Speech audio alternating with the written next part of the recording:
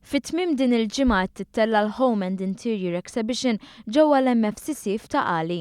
Għal sena oħra qatt ta' negozji ddeċidew li jesebixxu l-prodotti tagħhom għal kumdità tal-konsumatur li jfittex dak li jgħod għalih taħt saqaf wieħed.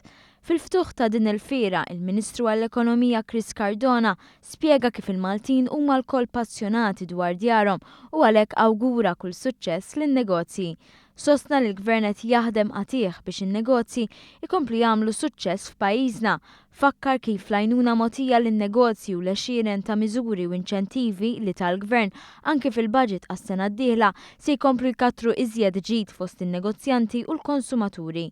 Il-Ministru Cardona qal li l-politika ekonomika tal-Gvern hija mmirata li tkompli tħalli iżjed flus fil-bwiet tan-nies u fakkar kif il-miżura ewlenija ta' traħħis fil-kontijiet tad-dawl u l-ilma se tibqa' tagħti nifs qawwi lill-familji u n-negozji. Chris Cardona tkellem ukoll dwar il-bżonn ta' iżjed parteċipazzjoni tan-nisa mhux biss issa fid-dinja tax-xogħol iżda fil-qasam tan-negozju.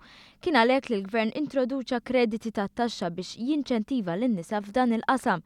Fit-tmiem id-diskors tiegħu il-Ministru ddawwar mal-fiera li għandha miftuħa sa nhar il-Ħadd illi ġej.